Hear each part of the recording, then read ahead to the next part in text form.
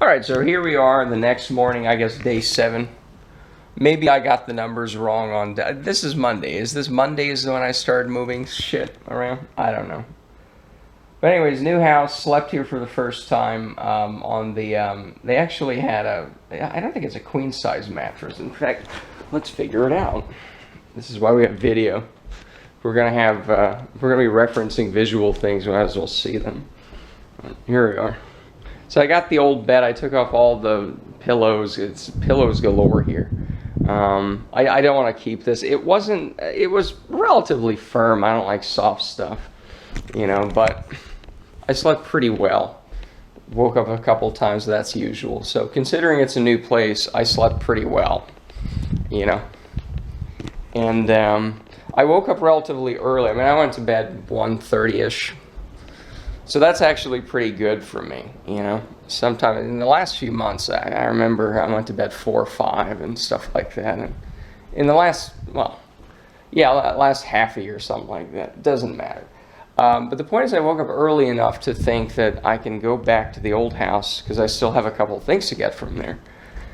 And, you know, I'm just going to go do that because I want to get back before traffic gets bad. So if I leave now, I have 40 minutes to get there, 2 hours to do stuff, and get back before traffic is a complete and total nightmare.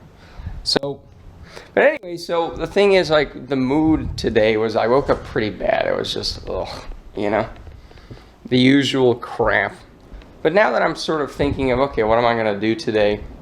What can I actually do? I'm actually feeling pretty, I don't know, the bad mood is gone for now. I don't know, maybe it's just, again, because it does go back to that I can't talk to anyone about these things, right? It goes back to that, I'm pretty sure, but I don't know, is it I'm just overwhelmed? Because there's always some bullshit thing that sets it off, right? It's always some, and I guess the house is kind of messy, you know, it's kind of hard to put everything in, and, you know, but I'm sure I can figure out how to stack a couple things, you know, into shelves and stuff. You know, it's just, yeah, I think as I talked about yesterday or last night,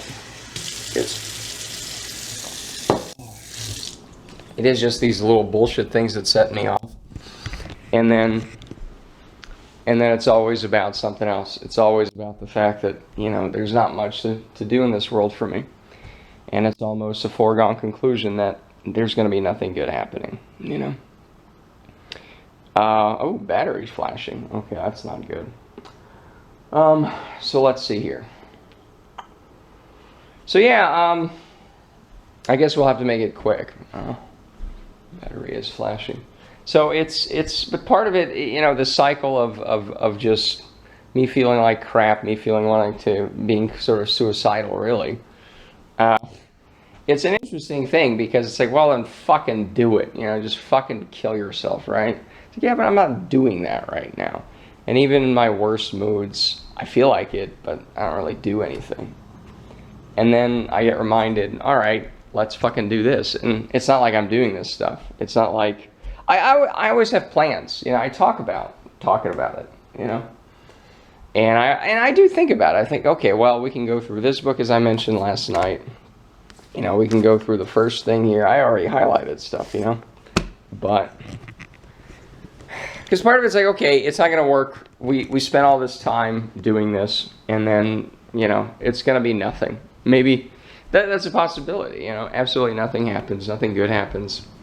And, okay, but then we'll see then, right? I can't quite get myself to just have that attitude of, okay, most likely it's not going to work, that's fine, but, you know, let's still try, you know. And I think I'm getting there, but, you know, I did have to talk about the suicide stuff. I mean, that's the other thing is, can't talk to anyone about that. And it's not about the suicide, it's not random, it's that I can't talk to anyone about these sort of things. There isn't a greater purpose, there isn't any sort of community where these things are accepted. You know, it's like A, B, C, D. Everyone sort of accepts this. We know why it's true. We know why it's good. And then let's move on from there. You know? And yeah, and just to reiterate, it's like some of this stuff, I mean, it's not everything, but some of this stuff is good enough, and yet it didn't go anywhere. Right? It's not like there's a critical mass of people talking about this stuff, or I just don't see it. So what's the point? Like, can I do it? I mean, I'm an arrogant guy, you know. I did practically retire at 27, so I'm a smart guy. But, I mean, I'm not that smart, I don't think. You know, and it's largely, it's not even about me. If those good enough books have been written already, even with Guerrero, I don't want to flash anybody, I don't think you can see it, but I'm in the nude with a robe on. But the point is, if these good books, and they're good enough, and it's not just family stuff, it's not just shitty parents, some of it's just more brainy, big brain stuff. Well, I could do a video on that, because somebody left a comment that I want to go off on. But the point is, it's just maybe as a package, you know, maybe as a everything under one shop sort of thing. Maybe that, you know, you create some value there. You know, you talk about this, this, and that. Yeah, I mean, there's some hope. Again, there's some, but not much. And it doesn't take much hope, but because I intellectually, even when I'm in a terrible mood, when I'm in a good mood, I know the chance of this is very low, but it's not zero. That things can work out. Maybe there's something worth living for, but I don't think there really is that. Again, not very high chance, but anyways, today I also wanted to, just going back to more practical things, you know, I'm gonna pick my nose. Yeah, practical. There's boogers in my nose now. But the more practical thing is, I wanted to get a bunch of stuff done. I have some banking stuff I have to shut down back in the old house. You know, new banks and whatever. And then it's like, well, I'll do that, then I'll do this, then no, just get the rest of the shit in the house. There's maybe 1 or 2 more runs there. I have a lease till Friday, and the other shit can wait. I still have to cancel some other things, but yeah, so that's it. We'll do that. Yeah, okay, yeah. That's the other thing, is I just don't think about it doesn't matter. The practical stuff we can do today, we can focus on and say we did something, is get the rest of the shit. There's a couple things there, and just kind of start to organize this stuff a little better. You know, because I am living here now. Okay, this is first full day here, and I just can't have all this shit everywhere. And it was kind of pissing me off. Like, I knew the house was not in 100% condition, but it's like, ugh. This is now, it's still better than the old house, right? Like this, there's some wood that starts to be brittle and just, you know, like powdery. Like a lot of the cabinets in the old house are like that. This is the only one here that's substantially like that, so that's good. But it's just little things like that that just add up, and then I get overwhelmed with everything, and it's like, are you fucking kidding me? It's a fucking shelf. Anyways, that's it for now. I'll probably do one from the old house, and that's it for now. Alright, so here we have a whiteboard that I never really used, you know. It's like, I run a business, I need a whiteboard. No. But, as you can see, and we're gonna... I took off some of the, if you want to hack into my internet, that's still gonna be there for a day or two. But I remember I got a really nice boost out of listening to Molyneux in 2012. You know, the books that I had shown in the last thing at the new house, I bought those books actually in 2006, you know, and I realized my parents were human garbage then, as we've already discussed and concluded. But because there was nobody around, I kind of couldn't make good on that and say, yeah, I don't want to be around them, you know, and I'll get into that later, but the point is just a basic timeline thing. And then I sort of forgot about the whole thing. I kind of did go back with my parents, Stockholm syndrome, you know, and there was nothing better. It's like, well, they're not so terrible anymore. They kind of realized on some level, well, the point is I ended up going back to a rather nasty family, right? And but I read those books. I was this close to leaving them, but for what? You know, I didn't have as much money then. You know, I was, and again, even more important, who could I talk to about this stuff? You know, and now looking back at it, it's like, yeah, this world sucks. But the point is, back then, it was just easier to think, well, to not think about this stuff. It was easier just to realize, yeah, I just went back with them, you know, with my crap family. And it was in 2012 that I found, you know, Molyneux. And in the early days, in some of the earlier catalog of stuff, podcasts and stuff, it's about this sort of stuff. And I was like, holy shit, I remember this stuff. I read about this a long, long time ago. And it sort of energized me in 2012, 13. It gave me another little bit of hope. You know, I finally and I, you know, drank a lot, that sort of thing. You know, and I sort of stopped drinking. At least, well, I think we're rambling here. But the point is, in 2013, I kind of put this together on a whiteboard. You know, look at that family paper text file. There's some paper stuff, autobiography.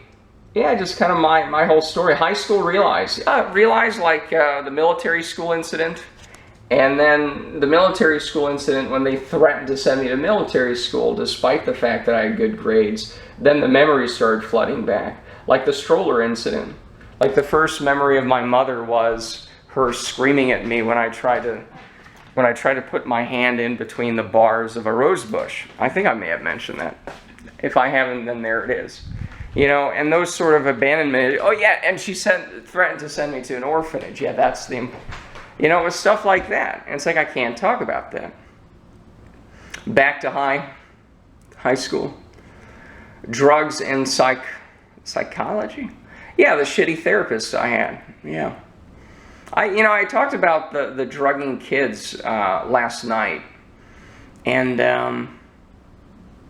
yeah, drugging. I was on, I think it's called buspar, for a grand total of 2-3 weeks, and we'll get into that as well.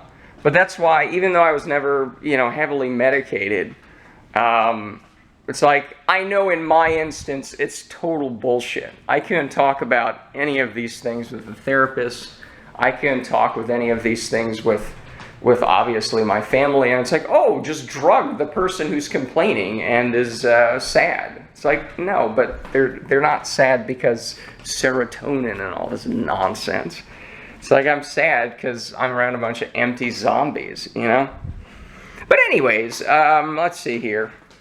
You know, this is so simple, isn't it? You know, I tried to do all this here, you know, and it didn't work here.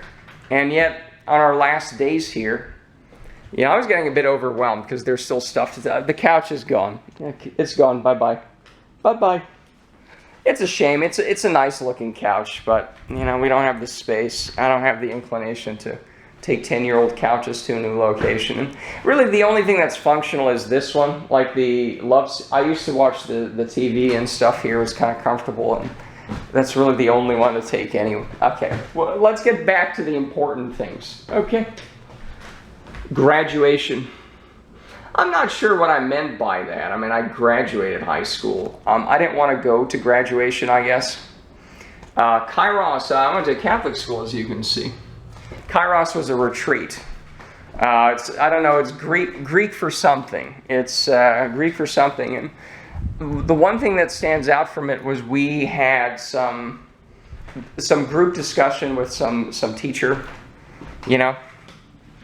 And that teacher was, you know, we talked about parents and God. And by that time I wasn't a Christian, but kind of went along with it because, you know, it's an awkward thing when everyone assumes it and you're like, you don't want to be the guy who's like, oh, this is all a bunch of bullshit. I mean, I kind of want to be that guy, but, you know, that's not going to work.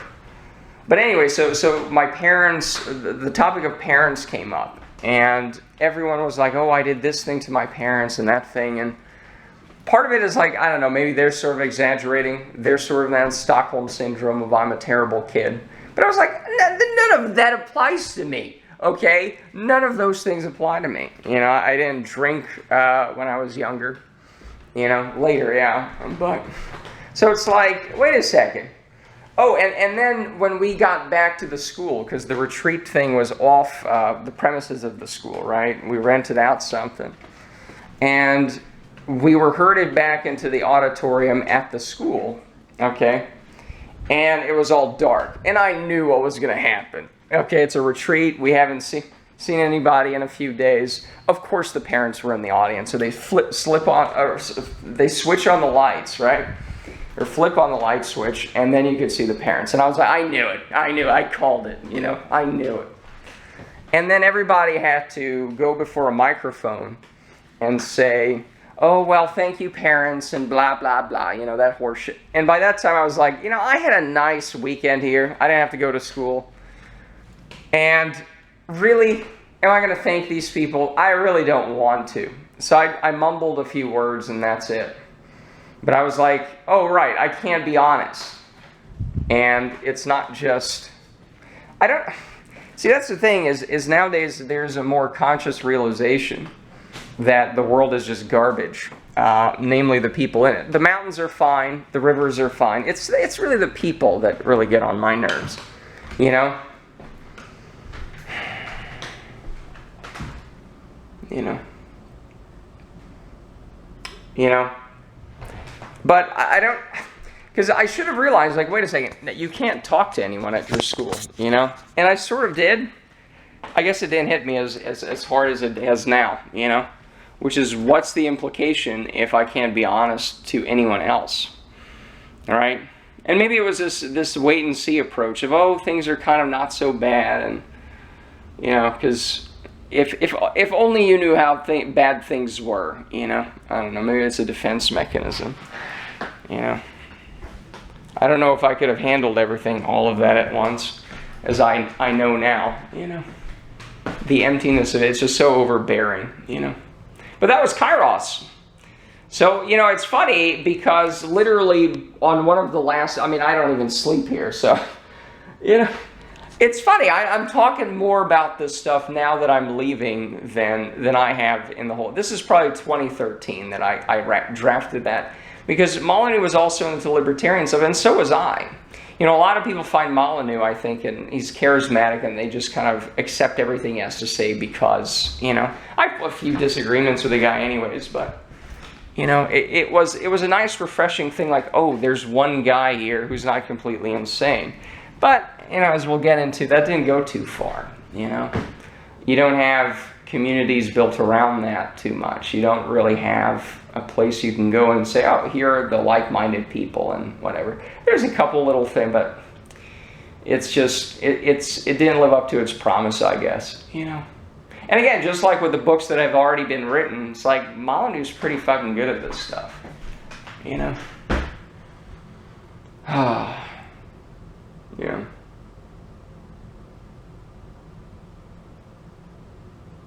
Yeah, Guerrero blog, look at that. Yeah, promises made, promises not. I did that for a while, didn't I? I did that for 52 videos or something like that. I was still numbering it. Yeah. Cancer, Stockholm Syndrome. So even though I read those books that I showed about how to leave your parents and shitty parents and stuff, I read those books in I probably bought those in 2016. And because I didn't have anyone around to talk to about this, I couldn't make that final leap. Because it's like, where do I leap to? It's like, there's no one. I can't talk to anyone about this fucking shit, you know? And maybe, I'll find somebody later, and it's like, okay, fine. And at that time, it was easier and I think much more fruitful to worry about the business and making money. That's a good foundation. I mean, again, it might not go anywhere, you know? You know, it's like, great, I got a nice solid foundation, and then I can't build anything on it. But it was easier to worry about that stuff then. But cancer, Stockholm Syndrome, right? I did get back to my parents 2000. I was this close. And, you know, I'm getting kind of, you know, thinking out loud about this is somewhat invigorating because I have so much material. Like I wrote around this time, December of 2006, I wrote them a very nasty letter that outlined all of their bullshit. And it's interesting because I forgot I wrote the letter, and then I found there's a lot of interesting stuff around it. So I every once in a while I'm like, oh, I could do this. I could actually write about it. I could write about this stuff out, and it's just, it does seem overwhelming because there's so many things in there, you know. It's just, you know, and again, whatever. I don't care. I don't even care. But yeah, again, to actually get to the cancer stuff, my mother did get cancer, and she died actually 10 years ago. This is getting to be, you know, ancient history at this point. But around the time that she got cancer, and I realized that she wasn't going to make it, she didn't show any symptoms, but they stopped the conventional stuff, and they started doing like alternative bullshit stuff that you know isn't going to work, and it's just what desperate people do, and then because they don't want to acknowledge they're dying, right? That's a whole other, there's a lot of stuff to talk about. When I knew that, that was Christmas of 2007, I believe. Like a year after Christmas of 2006 is when I almost just left and wrote him a nasty letter that never got sent, right? But it was the next Christmas that I realized, oh, they were going to the Bahamas for some bullshit clinic thing, and I'm like, oh God, this is not good. And I think that kind of parental sort of Stockholm syndrome totally hit. I reluctantly went back to them, but then it was like, oh my God, my mother's going to die, and it's so terrible. You know, and it's like, well, she wasn't exactly a very good person to me in so many regards, you know. And I remember... Yeah, I remember because it was right before Christmas.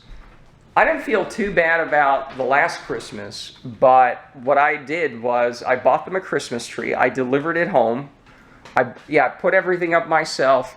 We're originally from Hungary, so I baked some traditional poppy seed rolls and some walnut rolls. I ground up everything. And, you know, I hadn't done it before, so it was pretty fun to do, and it came out pretty well. I followed the directions well. You know, and that's how they came home from Christmas, or for Christmas, is right after, you know, like 2 or 3 days before Christmas, and everything was done. Well, so the tree was done, the pastries were done, etc., right?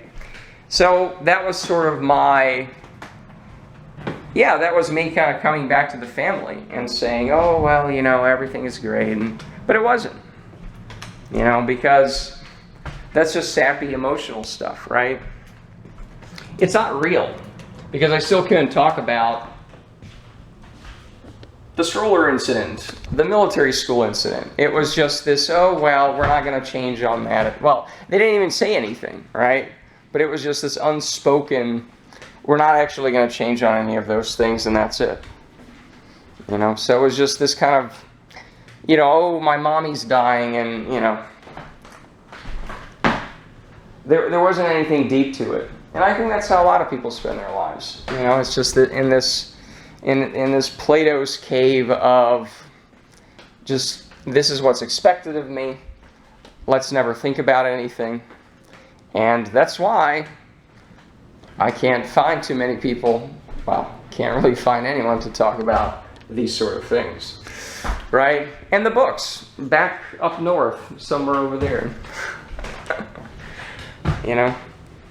And it's, again, it's the same thing. It's a daunting realization that, yeah, most people don't give a shit about this. And again, it's like, okay, I don't need everybody on board with this. I just need a few people. And that's at least a good start, you know.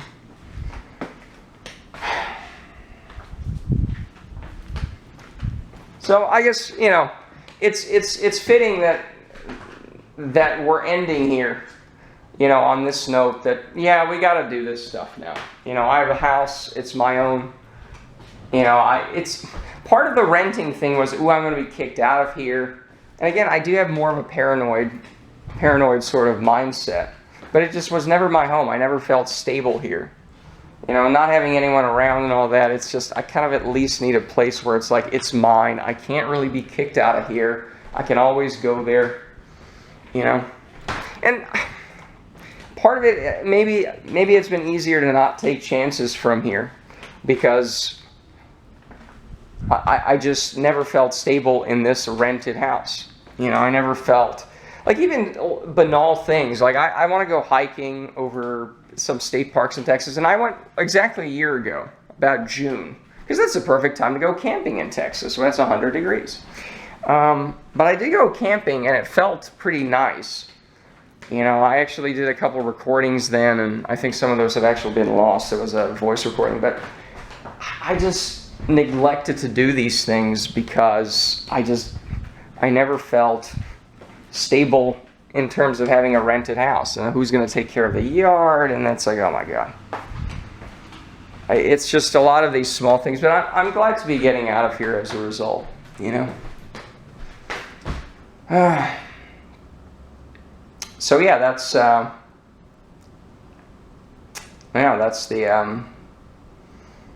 Guerrero account. That was me setting up an actual company for it, just to have in case it gets big, in case it gets big, and we got to get that started, right? You know, yeah, let's incorporate nothing, so, well, so yeah, there's a couple other things here, I guess we can, you know, yeah, that's it. So there are a lot of interesting stories, I guess. It's just, you know, it's just tough that it lands on, you know, it doesn't really land with people. People don't want to talk about this stuff, you know. And even just to go back to where it started from, I guess I talked about Molyneux. It's like, yeah, that stuff didn't end too well. You know, it's just, okay, where do I show up? Where are the people I can talk to who get this stuff? And there isn't. There really, I mean, I do have some gripes with the guy, you know? It's like, if you look at the intro cards he has for his show, or outro cards, it says something like, Free Domain Radio, biggest philosophical community online, or something. And another one says, biggest philosophical conversation. It's like, well, but, you know, you guys got rid of the forum how many years ago, right? They initially got rid of the donators forum, right? So it's like, fuck you, donators. You don't even get that, right? It's like, what? So, right. And then there was some DDoS attack on his site, including the podcast site. But then they never brought the forums back. And it's not like I was particularly active there. But it's like, where's the community then? You don't even have a forum, dude, right? So it's like, okay, take what you can get, but it's just not, you know, it's not exactly, yeah, it's slim pickings, let's just say. You know, Molyneux was never open to the suicide stuff. The suicide stuff. Right, let me get a drink of water. My mouth is getting dry. He was never open. He was always very dismissive of it, not in a... And that was uncharacteristic of him, because he was... I think he was pretty good on a lot of other stuff. He was very emotionally there, so to speak. But when it came to the suicide stuff, I mean, some of the early podcasts was like, well, if you're going to kill yourself, then make it look like an accident, so people don't, people don't have to live with that. It's like, what? It's like, are you fucking kidding me? You know, so... I recently listened to a show, and it's just, he didn't quite get it. You know, I don't think he's ever been in that state. I think he's more of the guy who just gets shit done. You know, he wrote a bunch of novels, he wrote a bunch of books. He just kind of powers through it. You know, he doesn't get stuck at that despair. He doesn't get stuck on despair. You know, I do. So I don't think he's ever quite experienced that or gets it. And it's like, that is a big thing with me. It's like, yeah, I don't see a point in going on. I don't see a point in going on. There is no point. And most likely, it is going to end in suicide, right? I mean, I'm hoping it's not. And maybe I can talk about, you know, that sort of stuff. But let's not kid ourselves, you know. there's a very low chance of this working out. And how do you talk about it? You know, so you can't talk about that. I don't know. But I had a good 21 minutes. Good Lord. Okay, so I think I had a pretty decent discussion here. Yeah, so it's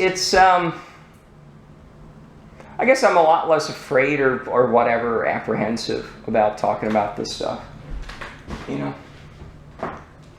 So yeah, hopefully I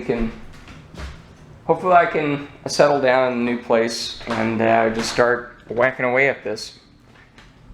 You know, just start, because there is a lot of, that is the one hope with it, is there is stuff I can go through.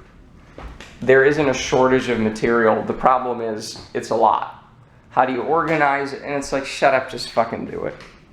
You know, just do something every day and then something interesting might come out of it, right?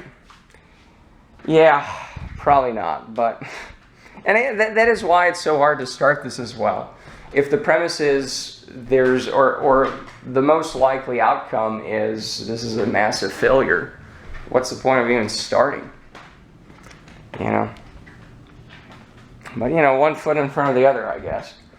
But, and again, it's like, okay, so it's probably going to be, you know, nothing's going to happen from this. My life is going to be totally meaningless as it is now. It's going to stay that way. But it's like, let's at least try, you know? I've tried before, you know, the arcade. Let's see. I mentioned that before, the Andkon Arcade. Supermarket, throwing cartridges, teletext. Well, I guess the short of it is, back in the old country, it wasn't really a supermarket, it was a little bodega on the side of the school. And after school, people would run there because they had a Nintendo, right? And we could never play because we were the small kids and we were like on the 3rd story or something, so we couldn't walk down as quickly. You know, and I was like, you know, if there was only a way to get like free games, you know. Yeah, if only everybody had like a Super Nintendo or something, right? And there was another one with people were throwing cartridges. I showed up to school early. This was back in Hungary still, and the Game Boy cartridges, remember those? They were just throwing it at each other. I'm like, oh my god, I have one game. I think I had Super Mario on the Game Boy, and that's it. I had like one game, right? And there was this thing called teletext back in Europe, and it's an overlay on TV, right? So basically, if you want to get news, you press teletext, and then you press 100, and then it says index, and it says news is 110, sports is 120. It's like a very primitive browser, right? It's like a very primitive sort of read-only internet. And I remember, and the teletext it was very grainy. It was very squarish, pixelated, because it was, right. And it looked very much like the Atari games that I had, because I also had an Atari knockoff, right? I didn't have a Super Nintendo, I had an Atari knockoff at home. And I'm like, well, wait a second. What if they can get information, if they can get shit through the television where it's coming from somewhere else, why can't they get free games through teletext, right? So I basically came up with the concept of free games for the World Wide Web before there was a World Wide Web, right? When I was like 7. So when I finally came to Texas, right, and you know I had the internet in high school. Like 10 years later, I actually did some of that. I certainly wasn't the first, but I was like, oh wait, this is the idea I had when I was you know, in 1st and 2nd grade. Of having, you know, everyone has this machine, you know, back then it was a TV, now it's a computer, right? But hey, just send the information through that and everybody can have free games, right? And that's how the Andkon Arcade was born, I guess. 2002, June 25th. 17 years. So, and yeah, I graduated high school 15 years ago now. Yeah. Anyways, I think that's it for now. 25. I think we're going the full, yeah, these last, 27, 28 minutes.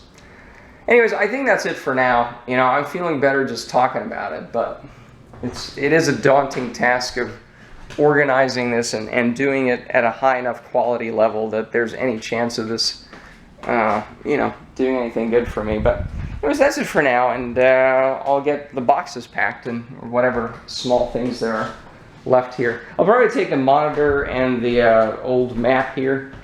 I'll probably put the old sleeping bag around so they don't crack, hopefully. But anyways, because the box for this, it doesn't fit in the car, but I still want to take it. So. All right, so is this day 7? I don't know. It's basically, so Monday was the 2 videos before or something like that. I don't know. The point is, it's already Tuesday, 1 a.m. But this is, you know, I kind of, with the whiteboard stuff today, and it's been kind of a roller coaster day, emotionally speaking, you know. And I came back and I thought, well, you know, I could maybe do another round because I still have a couple more things left. It's Monday, you know, lease officially ends Friday, so, you know, I'll have plenty of time to take a bunch of the crap out, but, you know, but I went down to the pool, I had a nice steam room sauna, that sort of thing, and it's like, you know, it felt really nice. You know, I can kind of zone out, think about things, and I don't think I've ever regretted going down for a swim and going in the sauna, steam room, etc. You know, so even if it's kind of symptom management, even if it's just to take the edge off a little bit, it feels pretty good. You know, it feels pretty good. And oh yeah, by the way, we did set up a little monitor. I mean, it's all over the place, but you know, the temporary laptop area is over there, but the big monitor, this is what I brought over.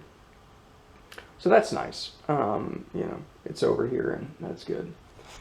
So, but it's, in short, I think I kind of overreact to things. Well, I don't want to say that. I do tend to, again, as I described, I go off on these things. I get overwhelmed pretty quickly, pretty easily, but part of that's, okay, nothing's really going my way in terms of a life direction. No one to be with, nothing to do, no purpose, you know, that sort of thing. And, you know, it's nice to go down to the sauna and be like, okay, whatever. I mean, it's like, I feel a lot better now, you know. I feel a lot better. And it's one of those things where I used to not be able, well, I still can't sleep sometimes, you know. But I used to get really angry about it, and that doesn't even help, right? But I've kind of gotten used to it. It's like, this is just what it is, and sometimes I'm not going to sleep. And, yeah, something's converted. But what's my point, right? So, yeah, I'm tired. I should go to bed as well, but part of it is, you know, what's the point of getting angry at that stuff? You know, if I can't sleep, it's like, okay, I can't sleep, whatever. And again, ironically enough, you know, when I can't sleep now, I actually kind of nap a little bit for 6-7 hours. And I don't feel as refreshed as I would after if I had slept normally. But nonetheless, it's like, okay, I'm not angry about it. I can't control it. So part of it is just kind of, you know, sometimes I get overwhelmed with these things, and, you know, part of it's like, okay, so I feel like shit. It's a very despairing mood. But if it drives me in the direction of talking about those books over there and talking about things I actually want to talk about, well, in some ways that's good. And then if I don't freak out about it too much, then that's good too. I don't know. You know, it's just, it's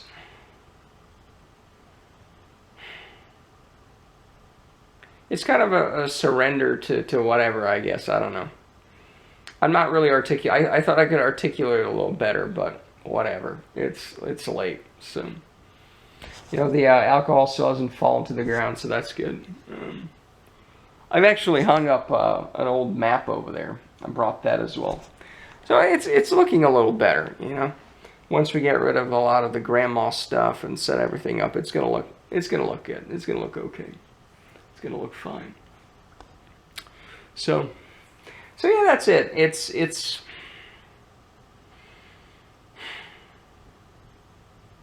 fine, you know. It's interesting is intellectually the same things that I talked about. The idea that things are probably not going to work out for me. It's still there, but it's like I don't really feel it, right? I don't really, it doesn't hit me as hard. It doesn't get me in a despair, you know? And that's the thing with these despairing moods. It's like you'd think I'd have that kind of bird's eye view of, okay, we've been here before, you know, it always gets better.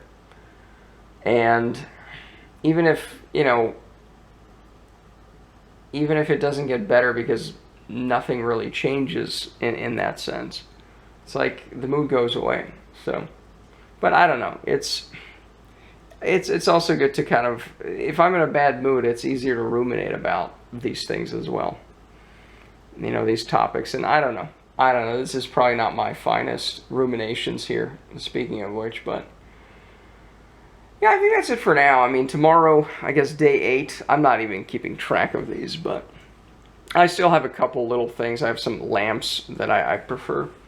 I guess 2, but I like them better than grandma lamp over here. And that one over there. You know, I like my lamps, and it's whatever. There's really not that much big stuff left. There really isn't. So it's really just the end, I guess, for the old house. And I guess that's also kind of overwhelming. I did live there for almost 10 years. The lease started in August, and we reconfigured it to be ending at the end of June and stuff like that, and moving out kind of early June. So almost 10 years. I've lived there more than anywhere else, right? Because I lived 8 years back in the old country, then we came here. We lived in one apartment, we moved right across there, even if we, because it's like right across from each other. Even if we count that as the same thing. It's like, okay, I lived there, from when I was 9 to 18. That's cutting it close. You know, then college a year or 2. Then my own apartment for almost 3 years. You know, and 9 years here. Or I guess there. So, and you know, I'll probably do a couple, you know, goodbye videos there as well. But it began on such an upswing there, you know. The business is booming, it's doing well, it's going to take off even more. I'm going to spin off little businesses here and there. That's why I got it. I wanted a nice place. I wanted a couple extra rooms. Maybe we could work with some people there. And, you know, it's like whatever. Those things just didn't work out. I rode Guerrero there. You know, we saw the deck, right? That's where I read some of the stuff. And it's so bittersweet. It's like I tried so hard there, and we kind of had a plateau there, and it just never went to where it should have been. You know, and it just feels like a defeat. It feels like I'm just kind of surrendering. You know, that it would have been nice to leave on an up note, like we're going to somewhere much better. And, you know, physically, this is, I think, a better house. I think physically it's, you know, it's a better location. I do like it. It's mine. I think the whole thing is better, you know. It just feels better, you know. But materially it's better, but again, it's that lack of purpose. It's that lack of having the like-minded around. And that's been a constant problem. But again, that's why we're here. Maybe the change of atmosphere here will make it easier to start on those things. And I think it's there. You know, I haven't been doing even this stuff. This talking about talking and the talking about not talking. Yeah, this is new. It's very slowly moving into... And again, today, I don't want to knock myself. We finally, well, we went a little further with the whiteboard, you know. And again, it's just so fitting. It's like it's the last days, and I finally get to talk about the stuff I wanted to talk about even in 2012 and 13 and before. You know, that stuff on the whiteboard was probably 2013. And I just could not... You know, I was just waiting for the Guerrero thing to take off, you know. Like, okay, fine, let's throw ball around, let's get that in common, let's have And then we can talk about some more deeper stuff, right? No. Well, right. So. And,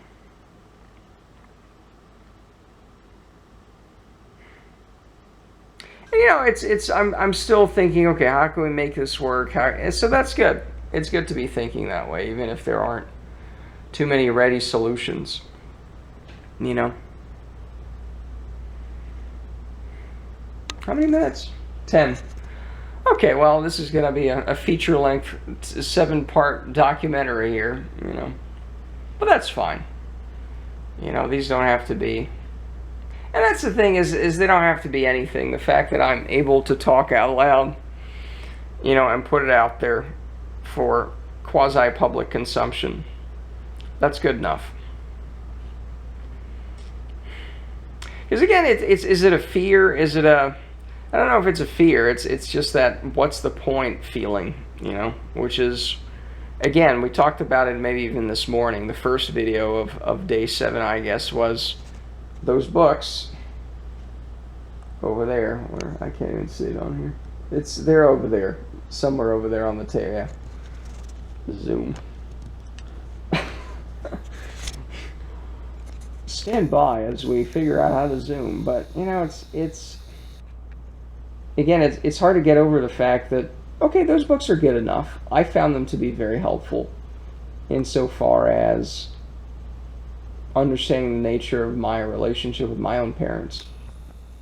But where's the critical mass of people who are coming out for this stuff? You know? Because you have like these political campaigns and stuff, and then overnight everyone's like gung-ho about it, you know, whether it was Trump or Bernie Sanders or stuff, or it's like there's just this sort of critical mass of people just doing it, you know, just almost intuitively, just instinctively, just, and it's like, that stuff is good enough. Those books are good enough. I found them good enough. And where is the community behind this stuff? Where are the people behind it? Right. And that's really the daunting thing is I don't think I can do much better than that. You know, that's really, and again, I don't want to, well, I do want to repeat myself. I shouldn't be lying. I do like to repeat myself, and slowly but surely we'll inch forward and maybe have some new stuff. But it's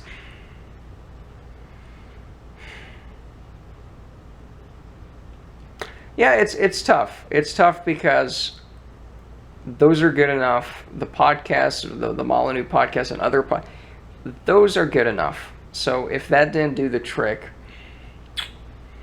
there just maybe isn't an audience for it.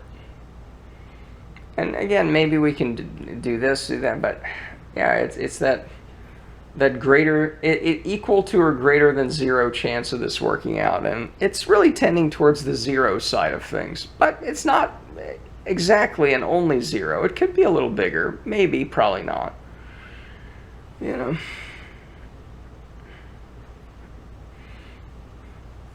You know, I think that's what the suicide thing has always been about, which is I kind of instinctively and just sort of saw it that, yeah, there's no hope for this. You know? That's what it's always been about, is just no hope. I mean, quite literally, right? Because there's that hopelessness with that suicide stuff. And where the lie? Where am I wrong? You know? And again, it's the fact that I can even say this out loud is I think somewhat of an improvement. You know. You know. It's a small improvement.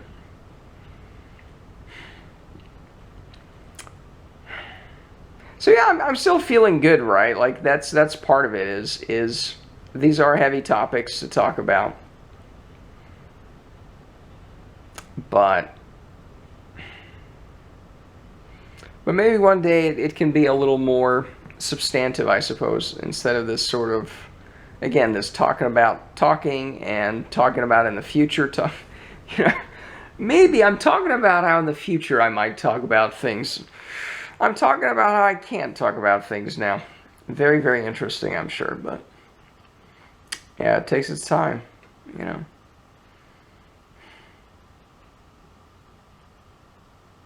But yeah, I can't talk about I can't even talk about this stuff, you know. Again, we talked about it, the covers on those books, the blue covers. I can't talk about those things because, ooh, I have to hide it. Or again, even with the Guerrero things, I mean, I probably mentioned this. My parents came over once, and this was, again, my mother was already dead, my father remarried, but we'll just say parents. And I had the Guerrero books on my computer desk because I was still doing the research for Guerrero, and it was, you know, homosexual. Oh, they're right here. It's right there. It's at least the ones I kept, right? I think that specific one is back over there on the second stack. But yeah, it was like homosexuality and Greece and Rome, that sort of stuff.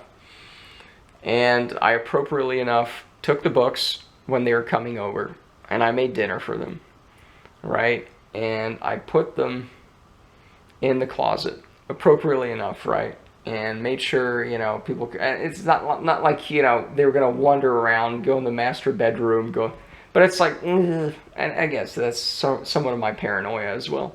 But it's like, why am I cooking dinner for people that I can't talk about this stuff with? You know, it's like, I'd rather talk to I'd rather put this out there for random strangers on the internet. But, ooh, these people, I don't want to talk to them about this. Well, that tells you everything you need to know, right? And it's just that sort of, it's not even a fear, it's just the disappointment. It's the certainty almost, and it's the certainty that you'll be disappointed if you try to talk to them about it. You know, it's like they're not going to take to it. They're not going to care. You know, at best, it's just a gross indifference. You know? I just can't do that, you know? I cannot do that. You know? The hysterics. And it's just the military school stuff. Like, you could not talk to them about the fact that you people threatened to abandon me. What the fuck? Why do you think this is appropriate? Why do you do this? Like, especially, mother, you were, for practical purposes, abandoned when you were a child. You know, your father died, and, you know, he wasn't exactly the best father based on the few anecdotes I heard. Very strict, not very loving. You know, your mother put you into day schools because she couldn't handle things, right? My mother spent the 1956 revolution in Hungary. She told me she was alone in the boarding school there. There's a church near downtown Budapest, and they had like a boarding school, and she spent 56 there. That's kind of sad. You know, just thinking about it, it's very sad. You know, and it's like, that's like the worst thing, and you threaten that with me. Really? Really? You know? Really?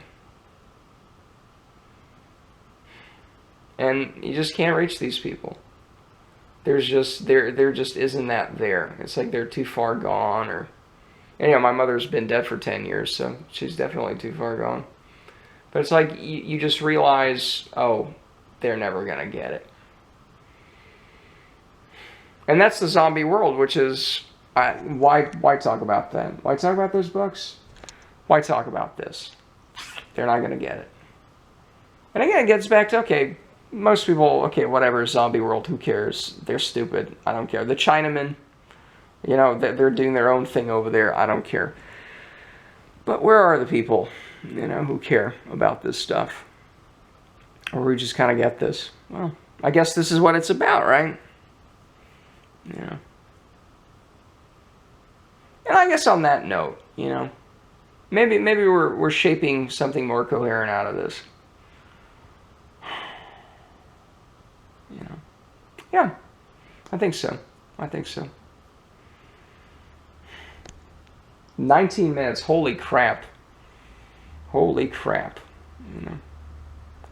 You know, I'm like, oh god, the backup amounts, and you know, because I have a 2 terabyte hard drive I'm gonna back a lot of this stuff onto, and then it's just, the voice recordings are better because they're smaller, right? It's just, you know, so I'm like, I'm just worried about the size of the backups here. It's like, ugh, when am I gonna run out of space? And then it's, no, just whatever. That doesn't matter. We'll figure it out.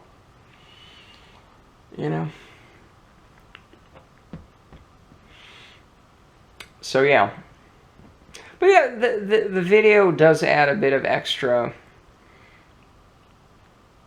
you know, extra something to it. You know, it does add something extra to it. It's a different sort of interaction. You know, I can point around the books, the me, the something else, right? It's a different format. It's very interesting.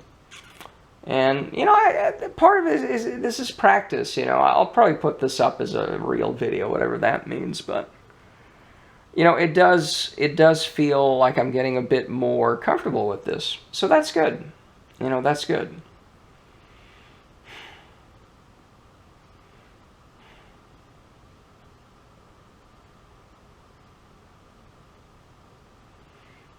That is good, you know.